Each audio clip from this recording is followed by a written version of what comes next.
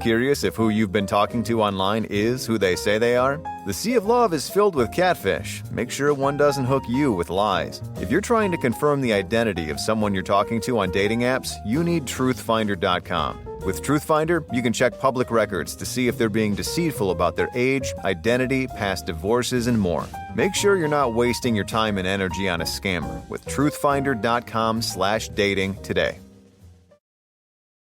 Hello and welcome to the Deathcast. I'm your host, author, and journalist Ian Tott, and I'd like to thank you for joining me as we prepare to take our final look at the Ypsilanti Ripper murders. Before we get going, I have the normal show notes.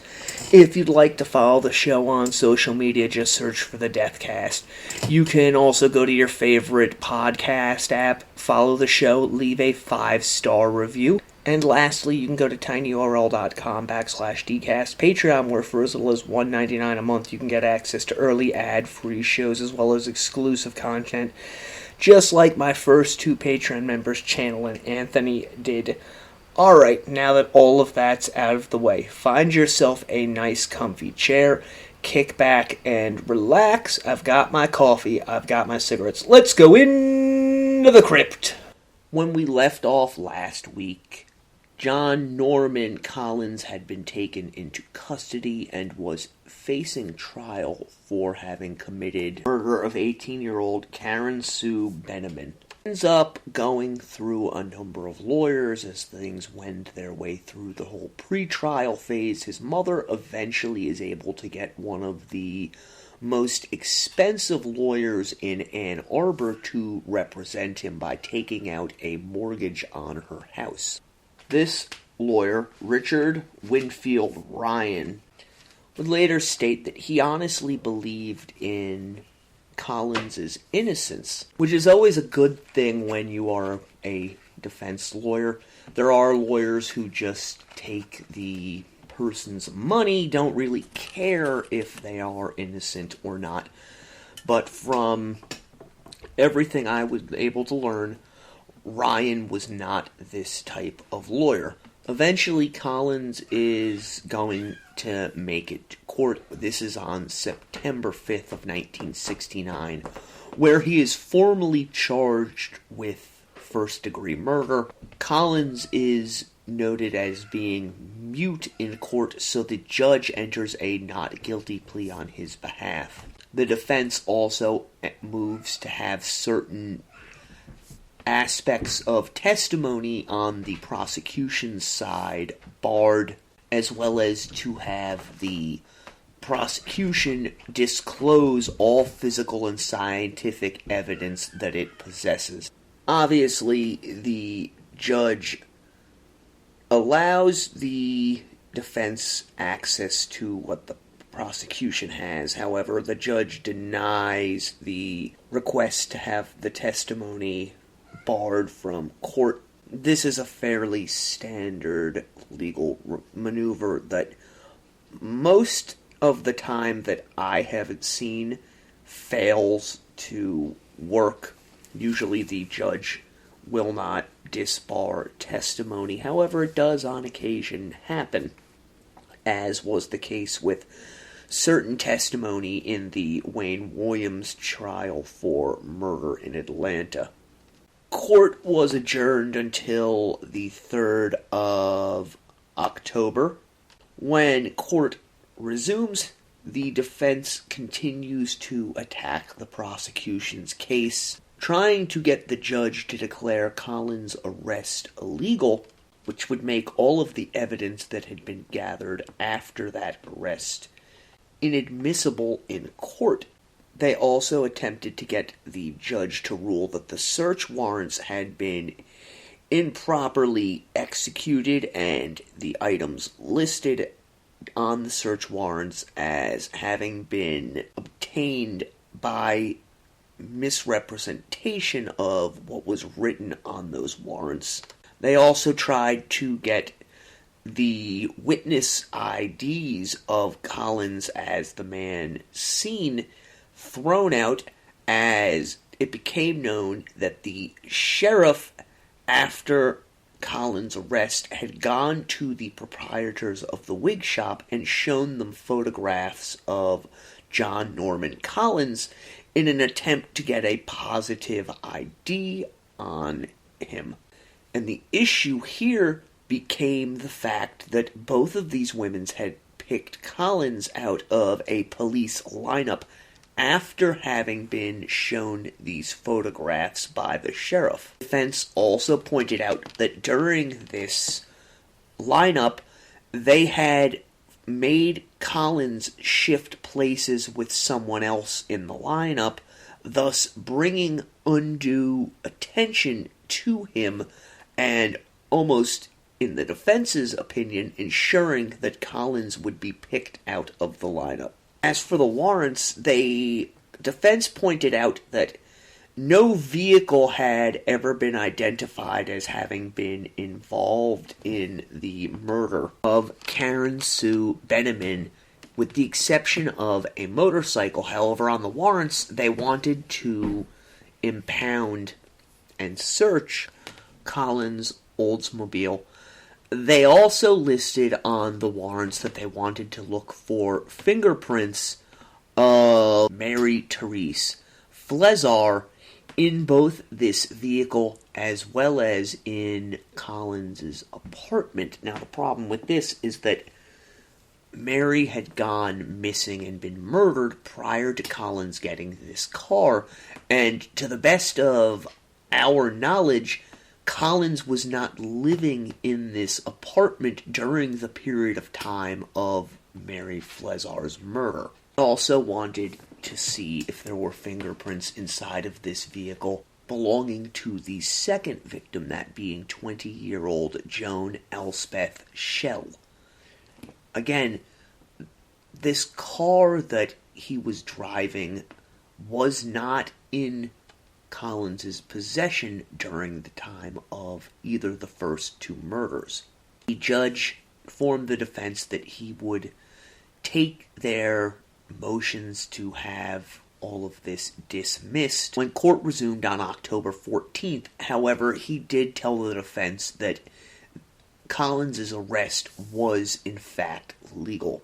Now, on October 14th, the judge ruled against the defense on all of their motions. The defense then requests of change of venue, which the judge refuses to allow. As for John Norman Collin himself, he had been in solitary confinement at the jail for most of the time since his arrest. However, once court proceedings begin, he ends up being placed into a regular maximum security cell, which allowed Collins to have visitors. Now, his aunt, the wife of his uncle, the state trooper, came and visited him once. However, she did not return after revealing to Collins's mother that it was she and her husband who had led to John's arrest.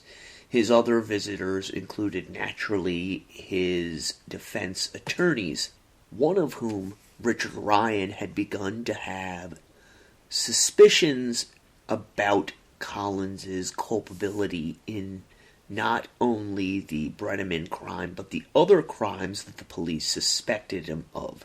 This was due largely to the fact that his alibi witnesses were turning on him.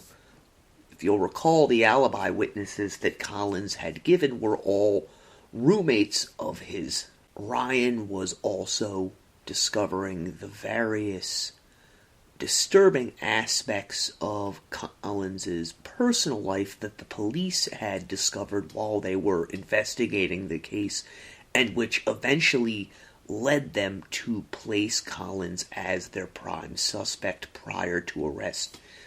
This is specifically the fact that roommates could place him with a number of the victims. He was a notorious thief, was seen as a lecherous individual, and one young woman had informed the police that Collins had raped her after she refused to have consensual sex with him. All of this is going to weigh heavily on the minds of the defense as is the fact that at least on 2 occasions, Collins had to be talked out of confessing everything to the sheriff's department, which we have seen before in both the Ted Bundy case as well as Jesse Miss Kelly. Obviously, if the defendant confesses to authorities, it's going to severely hamper their ability to defend them unless they can get that confession thrown out as admissible evidence.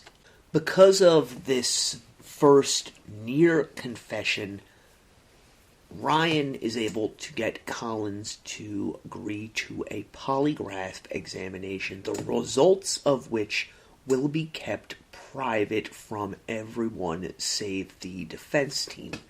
Now, we don't know the actual outcome of this polygraph examination other than the fact that Richard Ryan was really disturbed by the results, which leads me to believe that either Collins failed the polygraph examination completely, or the results were inconclusive but leaning heavily towards his having failed.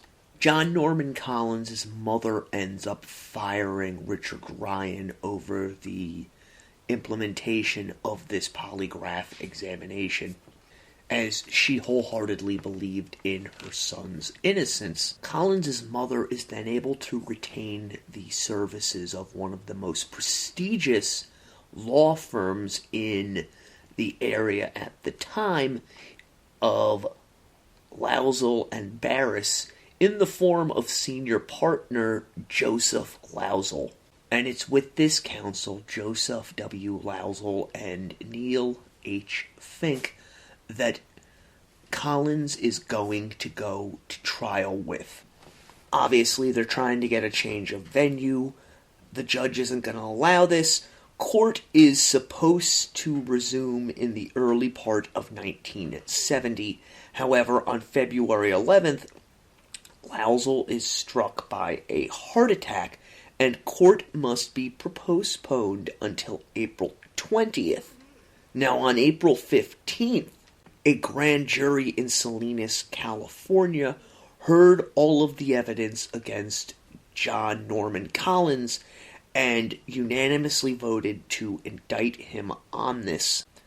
Counsel for Collins in Michigan attempted to have this information suppressed in the fear that were it to become known locally that Collins was to be indicted in California, it might prejudice a already well-informed jury pool against Collins and thus make it more difficult for an impartial jury to be selected, but also for this jury to reach an unbiased opinion as to the guilt of Collins. Unfortunately for the defense, however, by the time that the Salinas grand jury was told of this and the local prosecutor had agreed to it, news of Collins' indictment in California had already made the national news services,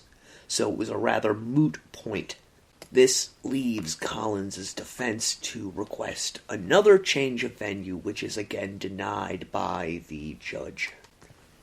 Collins' trial officially begins on June 2nd of 1970. Just prior to the start of the trial, the counsel for the defense again petitioned the court to have the wig shop owner's testimony concerning their positive identification of John Norman Collin barred. Again, the judge refused this request, with the judge remarking that even though there had been irregularities in the identification of Collins by these two women, he did not feel, in his opinion, that The sheriff showing these women's Collins' photograph as well as his movement during the police lineup had in any way, shape, or form adversely affected their ability to honestly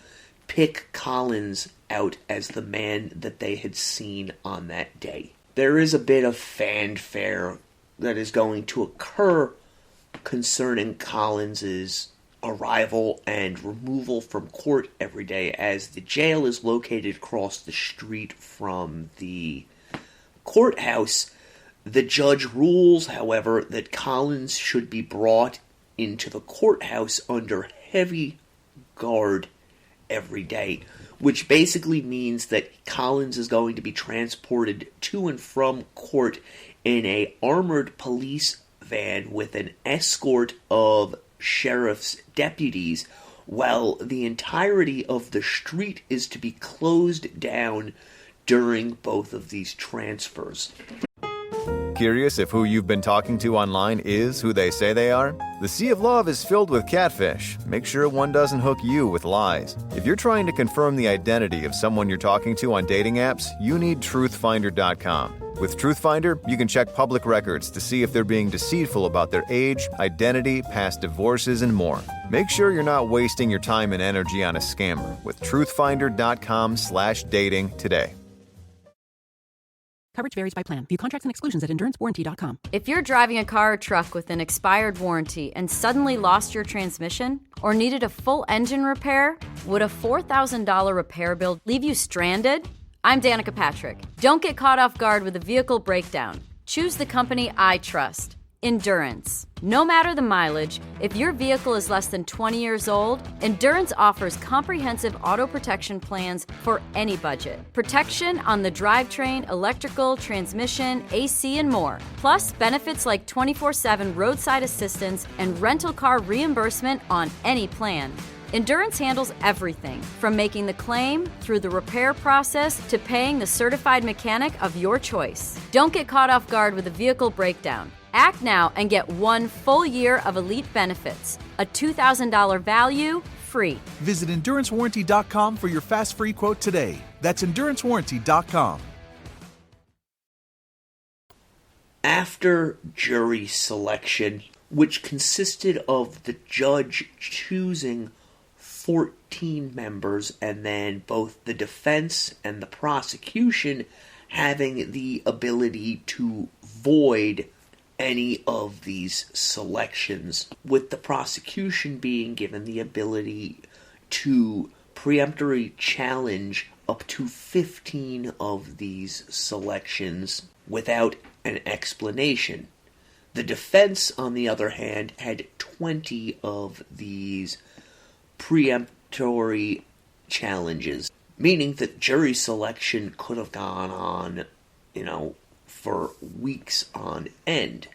It took until July 9th for a jury to be selected. 12 jurists with 2 alternative jurors. There were 6 men and 6 women, 7 of whom had college degrees, 2 with some college, 2 with high school graduation, 1 who had made it to the 11th grade. Collins' actual trial begins on July 20th.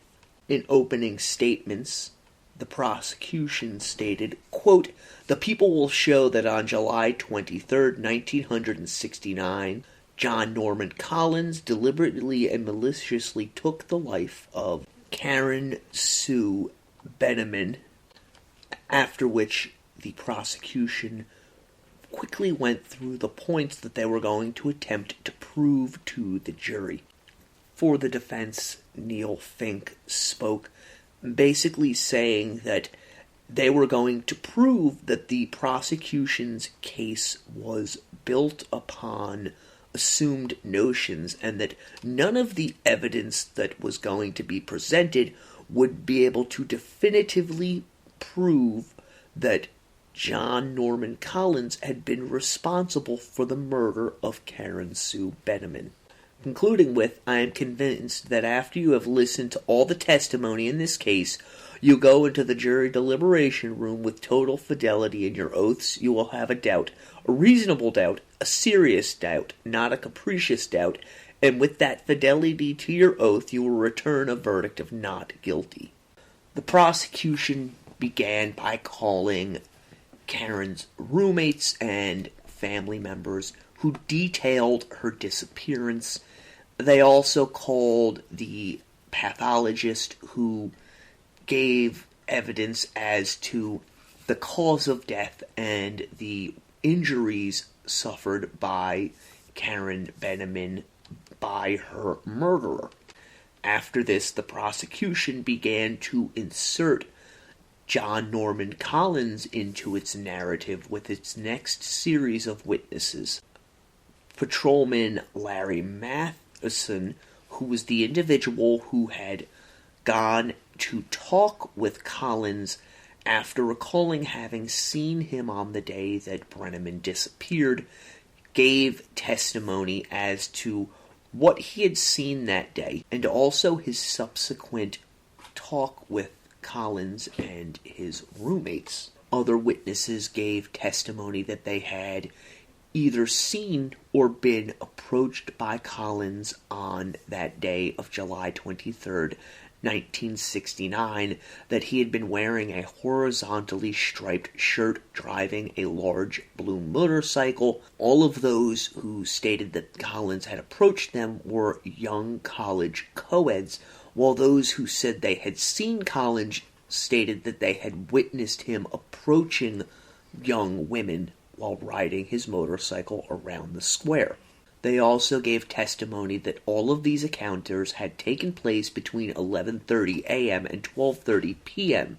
Now, the reason for all of this is the prosecution had a large map of Ypsilanti with the square marked on it, but also the dormitory where Karen Brenneman had left, and it became increasingly apparent to those witnessing the trial that the prosecution was trying to show that the most direct route for Karen to take would have brought her over to Ballard Street somewhere between 12:15 and 12:30. And the reason that this is important is, as testimony showed, Collins was also on Ballard Street somewhere between 12:15 and 12:30 on the afternoon of July 23rd, 1969. On the fourth day of the trial, the one-year anniversary of Karen's murder, the prosecution called the young woman that Collins had made a date to go swimming with on that date of July 23rd, 1969. This young woman told the court that she was a motorcycle enthusiast and that when she had encountered Collins, not on the 23rd, but on the 20th, he was driving a new motorcycle, a large Triumph, with no mirrors that he said he had gotten during a recent trip to California.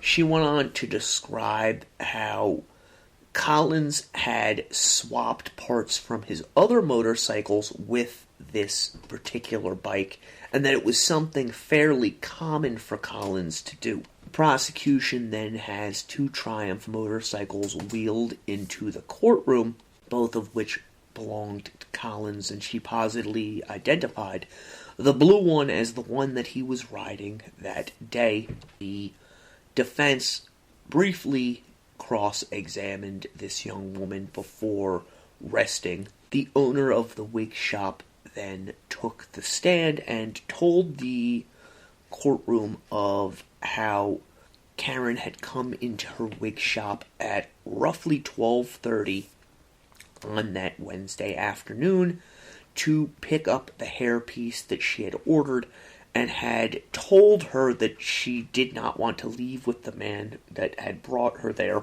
She said that Karen was in the shop for 15 to 20 minutes. She stated that Karen had left the wig shop at 12:45 to 12:10 p.m. on that day.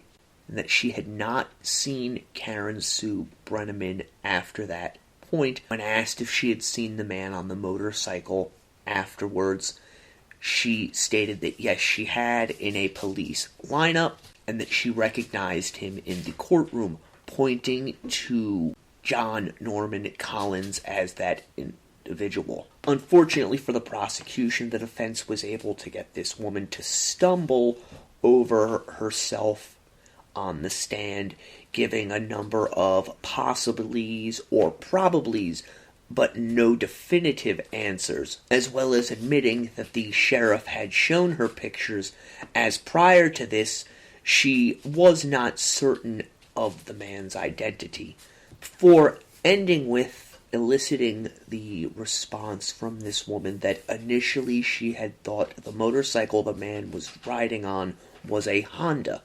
The next person to testify was a woman who had worked in the chocolate store next to the wig shop, who testified that she had seen the young man on the motorcycle wearing the striped shirt for 10 to 15 minutes starting at around 12:30 p.m. She was able to positively identify this motorcycle as having been a large Triumph, as she was a motorcycle rider. She testified that after a period of time, a young girl also wearing a striped shirt or blouse came out from the wig shop and got on behind the young man. On cross-examination, this woman stated that while she agreed with the general description of the man that she had seen on the motorcycle, she did not think any of the composite sketches that had been drawn up of the man matched the person that she saw. She also stated that she could not, even after having seen the defendant on multiple occasions, state with certainty that the man she had seen with Karen Sue Brenneman was in fact John Norman Collins. Next to testify was Arnold Davis. This was on July 27th. Now, if you'll recall, Davis was Collins' roommate, who Collins had attempted to persuade to give him an alibi by stating that he had been with Davis, showing him how to ride a motorcycle earlier in the day than they had actually been together.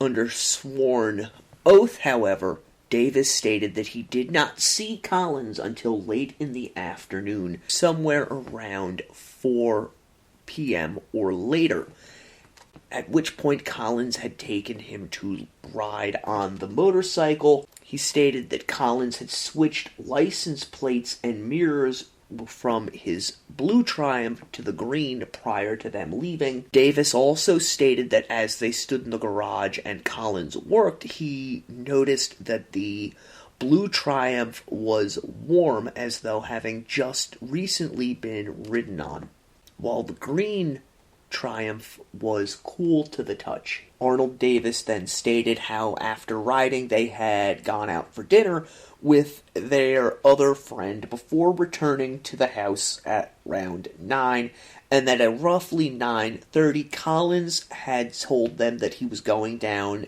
to the garage to work on his bike, not returning until roughly 11:30, at which point they began watching TV, although Collins left again, telling them that he had to go feed his uncle's dogs, and that Collins had not returned until roughly 1 a.m. Before concluding his examination of Arnold Davis, prosecutor Deli asked, quote, about the motorcycle lesson the defendant gave you on the afternoon of July 23rd, did that ever come up again in subsequent conversations? Davis, yes, one other time.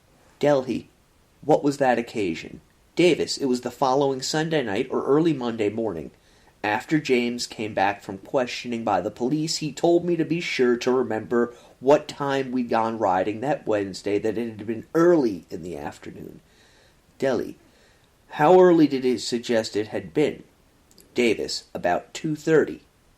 Deli, and what time had it been actually? Davis, after 4:30.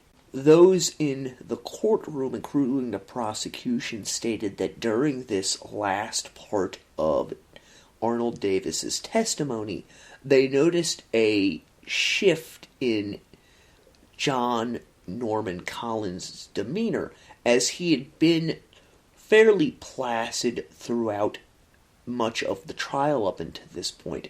However, as Davis began to describe how Collins had requested he give a different time should he be asked for one, Collins's face began to darken, growing increasingly agitated as Davis related this information to the jury. It was said that he glared at Davis, shaking his head and twisting his mouth into a silent no. His attorney, Neil Fink, had to place a hand on Collins's shoulder during this before attorney Lousel stood and began his questioning of Davis. Lousel, quote, "Mr. Davis, did you yourself at first tell the police that you and James had gone rioting about 2:30 or 3 o'clock that day?" Davis, "Yes, but..." Lousel, "Then what caused or persuaded you to testify to the later time?" Davis, "I just decided to tell the truth." Lousel, "Very good. Now I shall ask you if you had ever met or seen Miss Karen Sue Brenneman, the deceased." Davis, "Not that I ever recall." Lousel, "And as John's close friend, are you aware if he knew her?" Davis, "Not to my knowledge." Lousel, "All right. Now, that night when James was hustled off by the police, later, when he informed you that they seemed to regard him as a suspect, how did you react?" Davis, "I couldn't believe it. I thought he was joking. I mean, they could have suspected anybody who rode a motorcycle." Davis then recounts how Collins had told him that he would subject himself to a lie detector test. Davis then states that he did not see Collins again after this, as later that day the police arrived and asked Davis to come speak with them. We'll be back in just a moment. You've heard me talk about it before, peeps and freaks. Chinese Mandarin is the #1 in-demand language globally in the international job market. And I have a brand new sponsor this week just for you. Chinese teacher Mary. Mary goes deep into learning Mandarin, much the same way I go deep into covering true crime cases, ensuring that every single student not only understands pronunciation and sentence structure, but that they can differentiate between tones, read the language, and speak it fluently. I have never come across another Chinese teacher quite like Mary, because while she likes to have fun, and believe me, Mary is absolutely hilarious, she takes the job of teaching foreigners Chinese extremely seriously. So what I want you to do right now is go to tinyurl.com/Chinese teacher Mary, follow her, subscribe to her, come to her class, which is held 3 times a day, support her and learn from her, because I can almost guarantee you that after one lesson with Mary, you're going to realize that there is not a single teacher out there who is as dedicated to teaching as she is. Again, that's tinyurl.com/Chinese teacher Mary. Or just look for the link in the description. Hey there, D&Ders, your friend Ian here with another brand new sponsor this week. Artwork by Katie. Now, as the son of a fairly successful artist, I grew up around the art world, saw many different styles of art. I know good art from bad, and I can honestly say that in addition to being a good friend, Katie is one of the best artists I have ever had the pleasure of seeing. Her works of art, be it drawings or paintings, are absolutely amazing. And Katie doesn't just do original works of art, she also does commission pieces. So if you're looking for that perfect piece of art to offset the decor in your home, office, or even in your place of business, go check out Artwork by Katie at linktr.ee/Katie Artworks. That's linktr.ee/Katie Artworks. You'll be blown away. Think you found the one, but something feels off? If you've met someone online who seems too good to be true, they probably are. Before you fall for flirty texts and stolen profile photos, use truthfinder.com to run a background check. Find out if they're really a Nigerian prince, a hot co-ed, Mr. Perfect, or a total fraud within seconds. Use a name, email, or phone number to search for anyone to verify age, criminal and traffic info, and much more. Go to truthfinder.com/dating today to uncover who they really are. Coverage varies by plan. View contracts and exclusions at endurancewarranty.com. If you're driving a car or truck with an expired warranty and suddenly lost your transmission or needed a full engine repair, would a $4,000 repair bill leave you stranded? I'm Danica Patrick. Don't get caught off guard with a vehicle breakdown. Choose the company I trust, Endurance. No matter the mileage, if your vehicle is less than 20 years old, Endurance offers comprehensive auto protection plans for any budget. Protection on the drivetrain, electrical, transmission, AC, and more. Plus, benefits like 24/7 roadside assistance and rental car reimbursement on any plan. Endurance handles everything, from making the claim through the repair process to paying the certified mechanic of your choice. Don't get caught off guard with a vehicle breakdown. Act now and get 1 full year of elite benefits. A $2,000 value, free. Visit EnduranceWarranty.com for your fast free quote today. That's EnduranceWarranty.com. Davis says that he was taken to the crime center located at the seminary and that the police questioned him for hours on end, that the police seemed hung up on the mirror that was on Collins's motorcycle. Davis said that the only mirror he ever recalled seeing on any of Collins's motorcycles was an old beat-up round one that he was in the habit of switching back and forth between his various bikes. Davis stated that even after he graduated from EMU in early 1970 and moved to New York City, Michigan authorities continued to hound him concerning the statements that he had given police, as well as his need to cooperate with authorities, as there was a possibility that he, Davis, could be charged as an accessory after the fact in these murders if it was found that he was lying on any point of his testimony, or if he refused to go and cooperate and testify at Collins's trial. Davis evidently had enough of what he termed harassment by the Michigan police and informed them in the early spring of 1970 that if they did not stop harassing him, he would be forced to seek legal counsel in order to get them to leave him alone.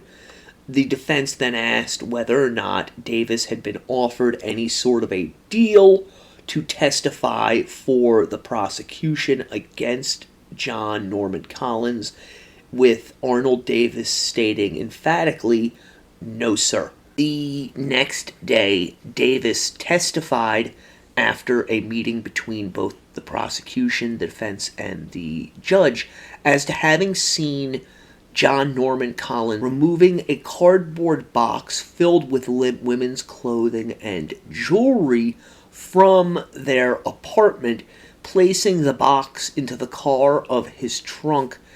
Davis stated that this happened 2 days prior to Collin's arrest.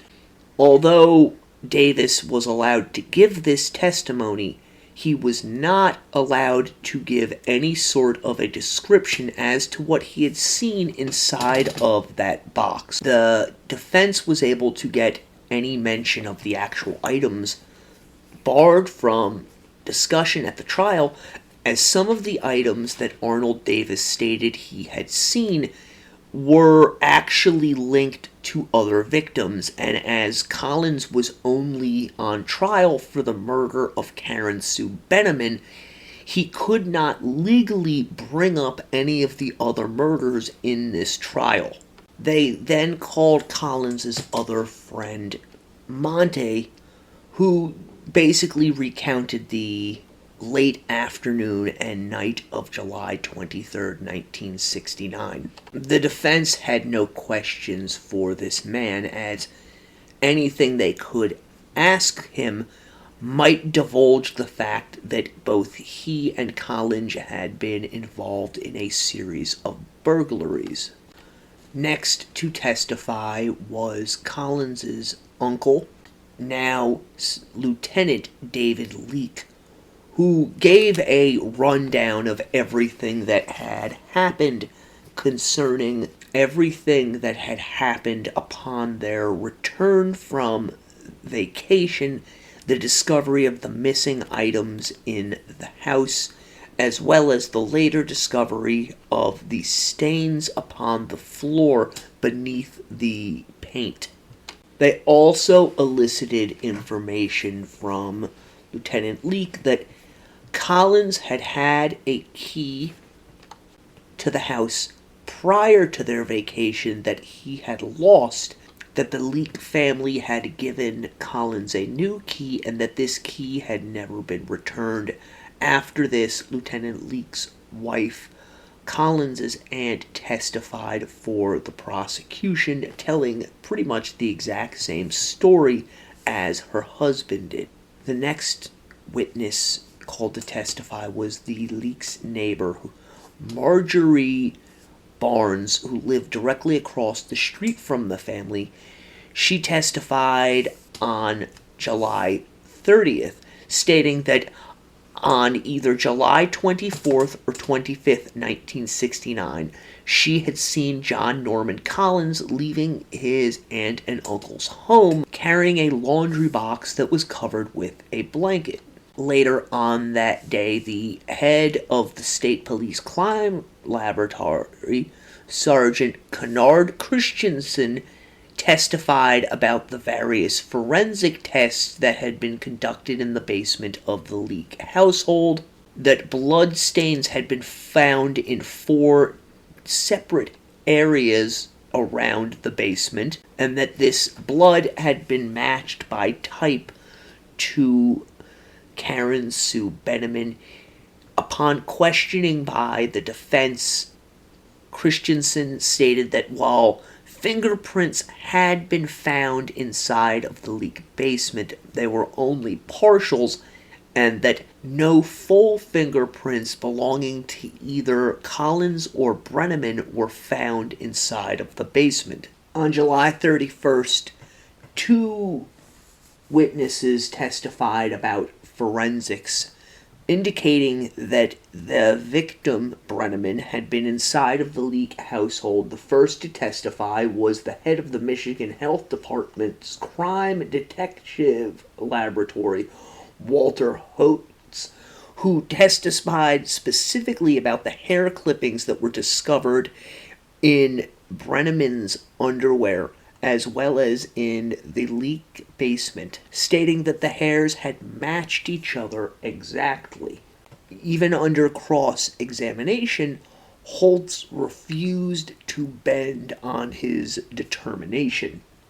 Following Holtz's testimony, Curtis Fluker testified about the blood type, stating that they matched the same type as Karen Sue Benneman, and that they did not further attempt to classify this blood, as the crime lab did not have access to equipment or technology which was able to perform these tests. The final prosecution witness was called on Wednesday, August 5th. This was a chemistry professor from the University of California named Dr. Vincent P.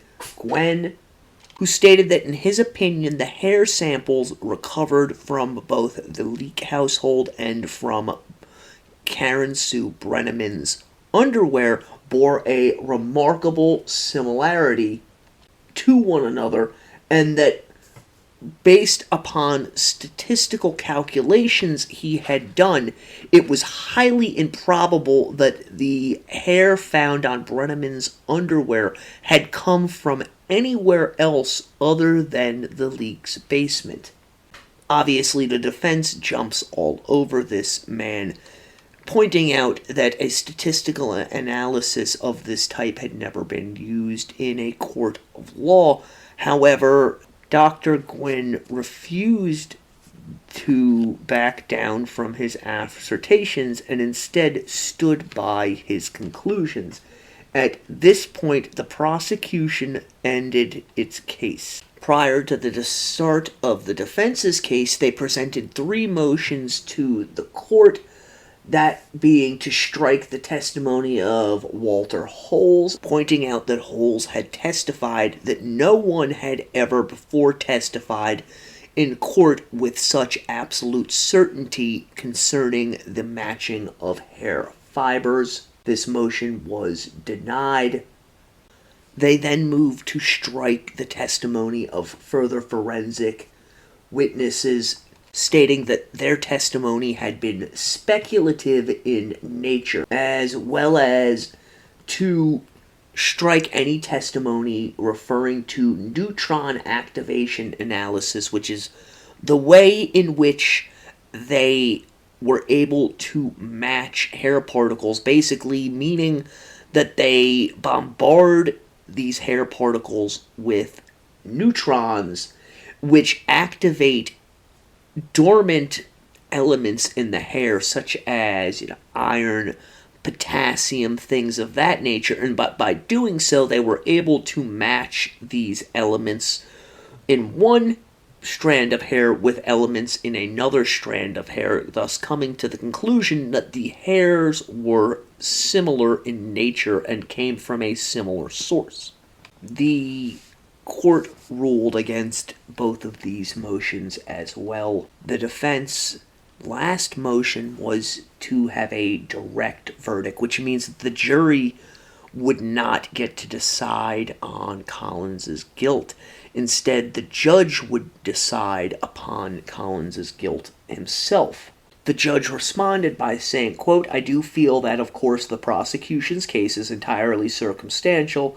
However, sufficient evidence, circumstantial though it may be, has been produced so far in several areas which, if believed by a jury, could result in their finding defendant guilty as charged. The proof of the corpus delicti is adequate to go to the jury." 4 of the 5 witnesses that the defense called worked at a motorcycle shop where Collins had gone on the day of July 23, 1969. While the time that the individuals gave all varied, the general consensus among all of them was that it was somewhere between 1 p.m. and 2:30 to 3 o'clock p.m. On cross-examination, however, this shifted to anywhere from noon to 2 to 2:30 p.m. And it was brought out that 2 of these witnesses had given written statements which they had signed, attesting that the time Collins entered the shop was roughly 2 p.m. These 2 individuals stated under oath that they had felt pressured by the task force into giving the time as after 2 p.m. and into signing both of these statements. This information was elicited from them by defense counsel. Final defense witness called on August 8th was Dr. Robert Jervis, who was a well-known neutron analyst who stated that in order for hairs to be linked to one another, the general consensus was that at least 10 points of identification needed to be present in both sets of hair samples in order for a test to be considered conclusive in its findings that both sets of hair had come from the same source. Jervis stated that it was his conclusion, based upon the evidence that he had seen, that the hair sample retrieved from Karen Sue Brenneman's underwear was different from the hair that was found in the Leak household. The defense then recalled prosecution witness Dr. Walter Holes on August 12th to testify about the samples he had taken to a Dr. Samuel Golub, who examined 20 photographic slides of samples removed from Brenneman's panties, which, according to Dr. Golub, were found to have contained multiple man-made fibrous materials. The reason why this was important is because the sample presented in court from the Leak household was only found to have contained one man-made fibrous material. Now, we know with the advancement in forensics that this can be explained away as transfer from other areas, such as the perpetrator's clothing or car, or the area where the body was disposed of, may have resulted in this discovery of further fibrous materials. And it's very likely that this did in fact occur, as we really don't know when Brenneman's underwear was placed inside of her vagina, whether it was before, during, or after her murder, or whether or not it had occurred at the Leak household or at another crime scene that we are unaware of. Under examination by the prosecution, Holes identified each of the 20 photographic slides that he had brought to Dr. Golub's laboratory.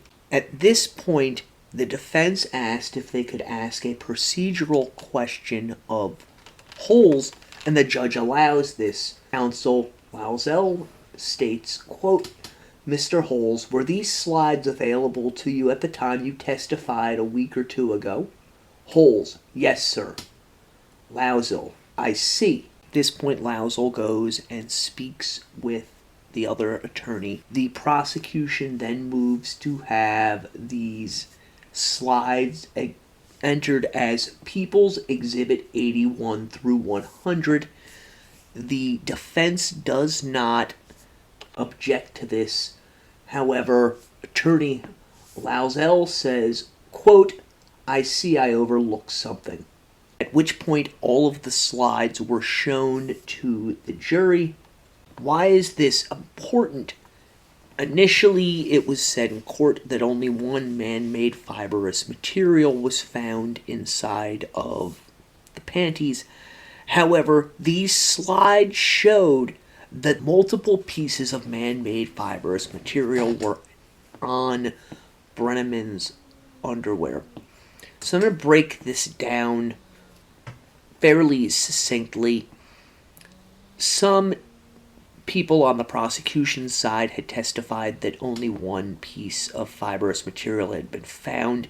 The defense's witnesses stated that only one piece of fibrous material had been found, while all agreed that multiple pieces of fibrous material had been found in the Leak basement. However, Holtz had waited until July of 1970 to do a final analysis of these underwear. He stated under cross-examination that he wanted to be certain that all hair particles had been removed from the underwear prior to taking these final photographs for examination by Dr. Golub, and that only after all of these hair particles had been removed had he taken these photographs using an extremely powerful microscope that revealed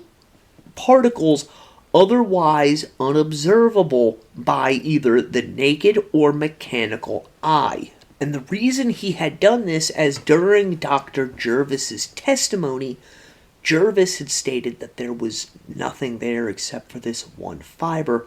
So Holes had gone back after this testimony was given and done a final thorough examination of the underwear, at which point he discovered these further fibers. Now you might be thinking, this sounds kind of sketchy that during the trial this underwear is re-examined, but only after a defense witness states that no fibers were found on this underwear, and that upon re-examination, multiple fibers are discovered. However, Holes stated that he was concerned by Jervis's conclusions and wanted to see for himself as to whether or not what Dr. Jervis had stated was in fact true. After giving this testimony, the state rested their case. Obviously, the defense is rather shaken by this last-minute testimony by Dr. Holes. The defense strongly considers calling John Norman Collins to testify on his own behalf. However, under a mock cross-examination by attorney Fink, Collins becomes extremely aggressive towards Fink, and it's decided that this will not do, as during this mock cross-examination, Collins had flown into a rage, scratching at the screen that separated himself and Fink, calling him a son of a bitch, and that he will smash Fink's mouth. Fink then decides to ask the judge if he can have Collins's mother speak to her. So the following morning, before court resumes, his mother speaks to Collins, and according to those who were present outside of the holding chamber, when Mrs. Collins came out, her eyes were puffy and she was crying uncontrollably, and Fink and Lousel both felt that Collins may have admitted to his mother that he had in fact committed these murders. In any event, whatever passed between the two of them is only known to John Norman Collins at this point.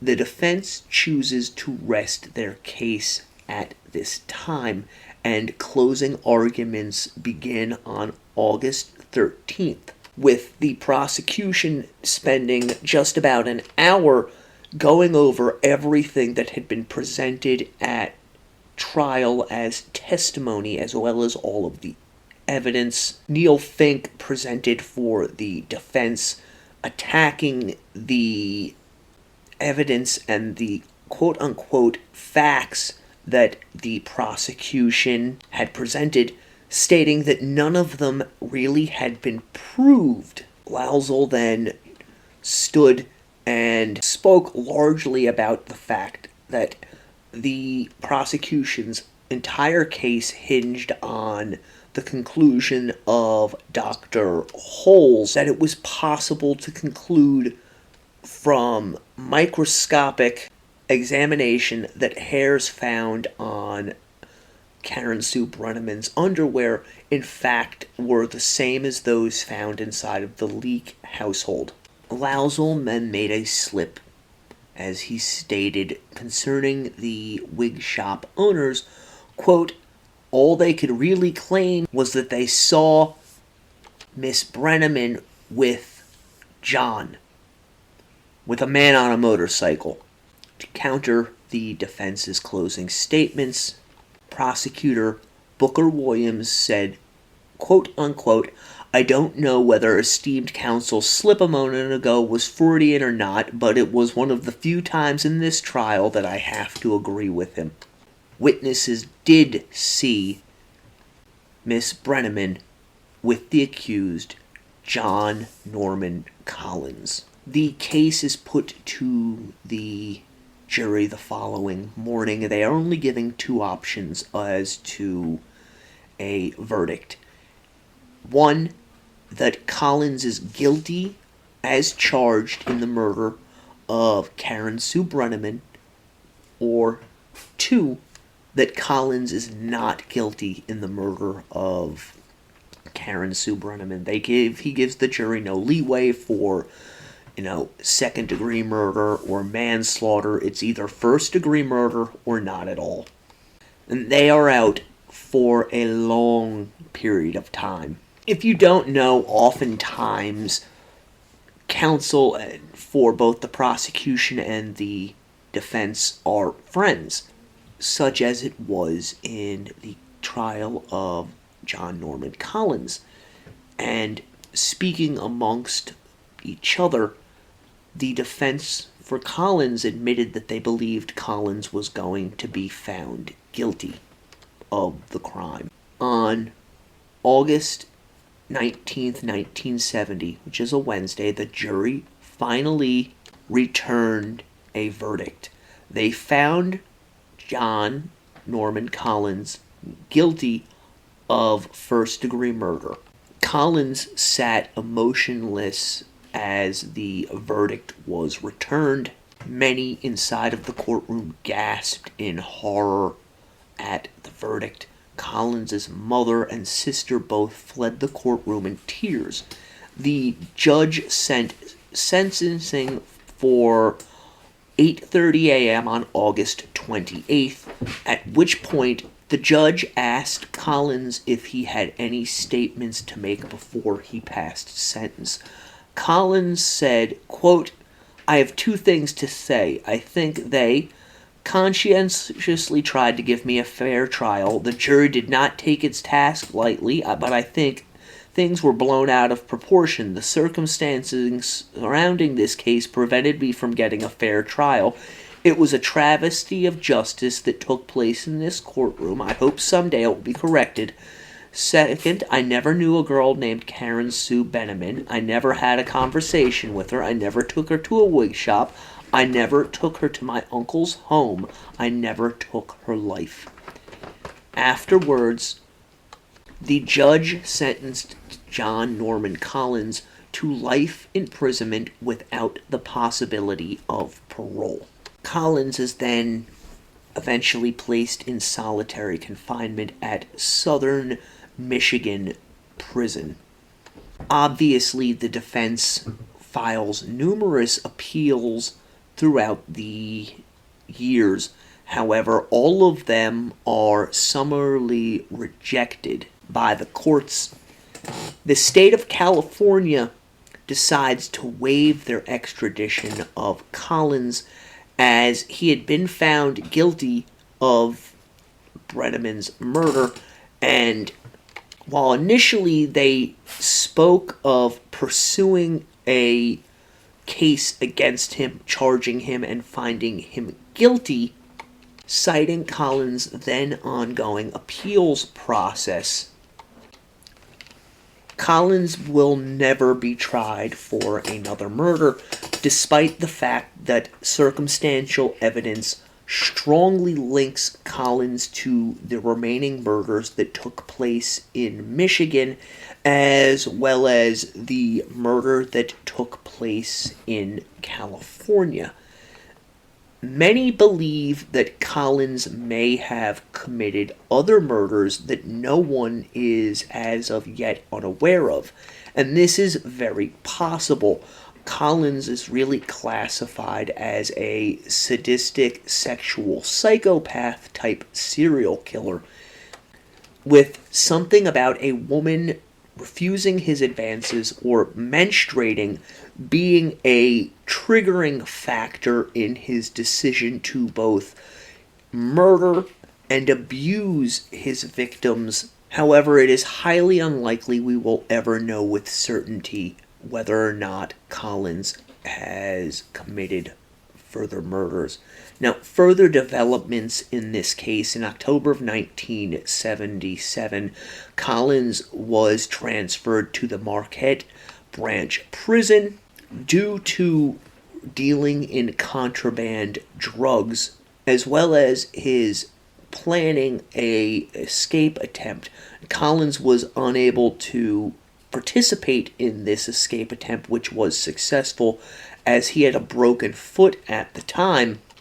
In January of 1979, it was discovered that Collins, along with 6 other inmates, had made a tunnel underneath the prison in order to escape. This resulted in all of the men being transferred to a more secure cell block in Marquette Branch Prison. In 1980, Collins legally changed his surname to that of his biological father, Chapman. He requested to be extradited to a Canadian prison, believing that by doing so he would be able to get a release from prison at some point. However, while initially granted, due to Collins holding dual citizenship between the United States and Canada because of his father, the court eventually overturned this after extreme outcry from the public. Collins Chapman has repeatedly denied any involvement in the murders. In August of 1990, he was transferred to the Iona Correctional Facility due to repeatedly being cited as a troublemaking prisoner who dealt in contraband material. He's eventually returned to Marquette Branch Prison. On July 11, 2005, a man by the name of Gary Earl Letterman was charged in the murder of Jane Mixer. If you'll recall, Jane was the suspected 3rd victim in the Ypsilanti murders. Letterman was found through DNA testing to have committed the rape and murder of Mixer. Throughout the years, Collins Chapman has refused any requests to submit to a public polygraph examination while still maintaining his innocence. He is currently housed at the G. Robert Cotton Correctional Facility, where at age 77, it is highly doubtful that this worthless piece of shit will ever be released. I hope that you guys have enjoyed my coverage of the Ypsilanti murders. Until next time, stay morbid.